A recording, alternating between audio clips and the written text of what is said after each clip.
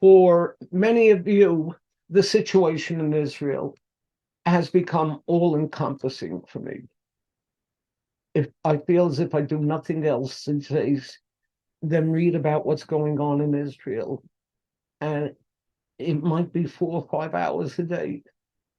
Begins early in the morning with the New York Times, Washington Post, Wall Street Journal delivered to my house, and then we check out the Jerusalem Post and Haaretz and Ynet and Arutz Sheva and Israel Hayom. And then I have to see what Daniel Gordis has to say and David Horowitz, what he has to say, and Michael Oren, and on and on and on. There is so much about Israel going through my head that I thought I would put down in words some of the thoughts that might work their way into a sermon. And so I want to read some of these thoughts that I've gathered together to you this morning.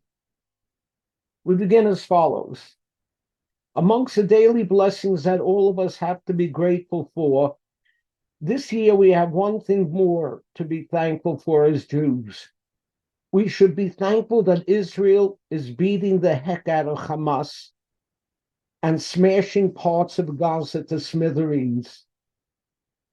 And if you're surprised to hear me say that, then you ain't heard nothing yet. In the book of Ecclesiastes, we are told, Ace-lo, the aceless know there's a time to love and a time to hate. It's our tradition that teaches Ohavei Hashem, Sinu Ra, those who love God must hate evil. Hamas and others like them are evil reincarnate, and I hate them, and I wish other Jews would as well. According to a poll taken by CNN, nearly 60% of American people said that Israeli military action in Gaza was justified. But I can tell you that there are a lot of American Jews who are not amongst them. And it's those people that Eric Yaffe addressed. Rabbi Yaffe, former head of the Union for Reform Judaism, a leading spokesman and advocate for liberal Judaism. But he published an article entitled, A Call to U.S. Progressive Jews, Support Israel's Get Tough Policy in Gaza. He wrote, I am worried at this moment about Jews in the progressive camp.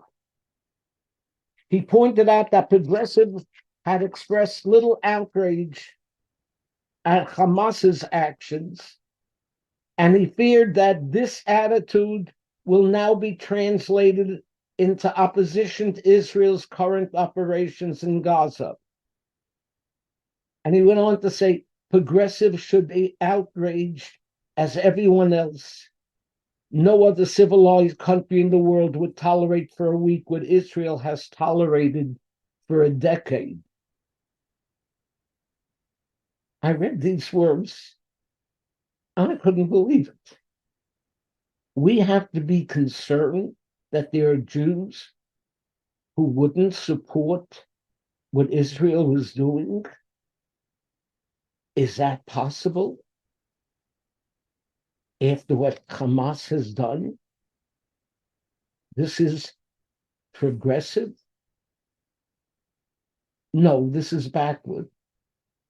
That's was like asking Jews to go back to what we were, all the way back to this week's Torah portion. You remember how Yaakov was born along with his twin brother Esau. He was holding on to Akev, the heel of Esau. From the very beginning, Yaakov was the heel constantly stepped upon by Esau, by Lavan, by all the others. And then one night, the Torah tells us Yaakov was left alone and he wrestled with a man until the breaking of the day. And Yaakov, who appears to be defeated, His thigh was broken, was left limping, and yet wounded. He said, I won't let go of you until you give me a blessing. And the attacker granted Yaakov his wish, and he said to him, what's your name? And he said, Yaakov. And the attacker's response was, the name shall no more be Yaakov, but Yisrael, Israel.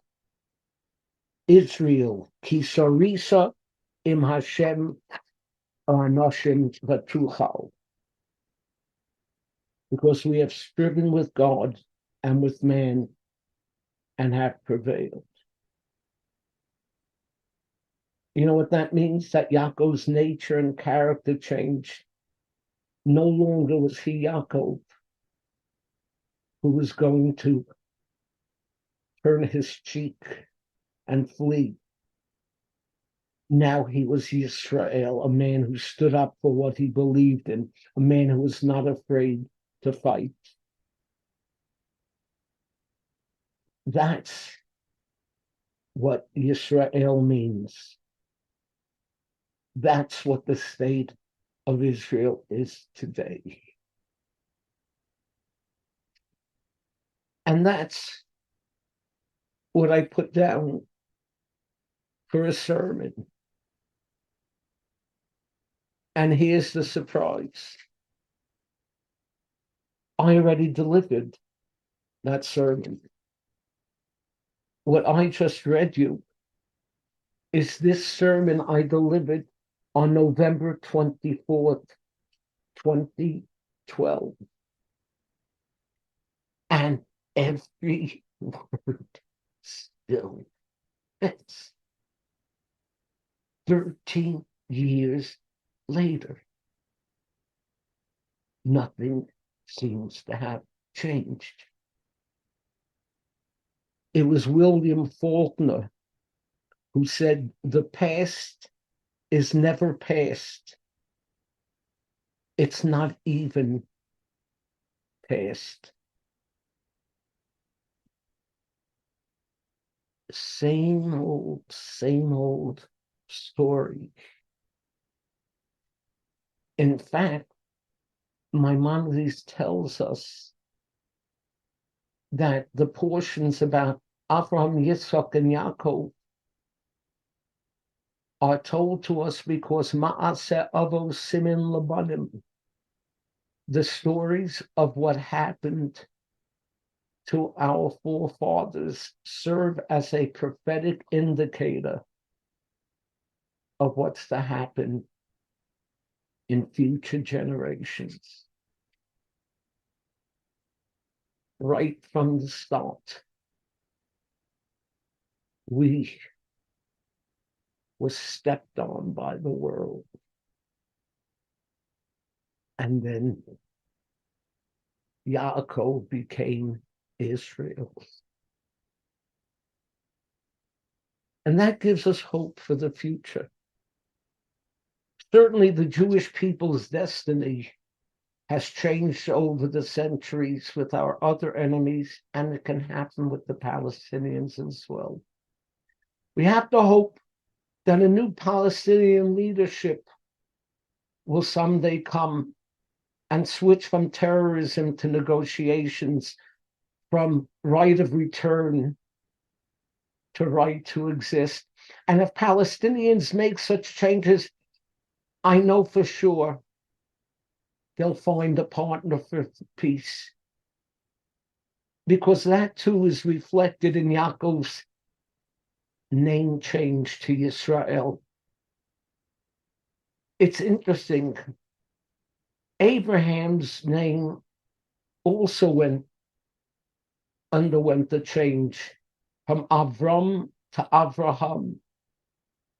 And yet the Talmud tells us that whoever calls Abraham, whoever calls Avram, transgresses. But if that's so, the same should apply to one who calls Yaakov. If the name was changed to Israel, How come we still use the name Yaakov? Why? Abraham's name change signified a change that must remain permanent. It signified a change that moved his mission from the local to universal. The same was not true of Yaakov. Yaakov's name change to Israel represented the change of a man who would no longer run to one who would fight, from a man of peace to a man of war. And yes, it was necessary for a change. But the hope was that for the Jew, that switch would not be permanent, that there would always be room for another change, for the Jew to switch back from having to fight a war to live in peace. In our time, military men like Rabin and Sharon made that switch. Arafat and the Palestinian leadership and Hamas never did.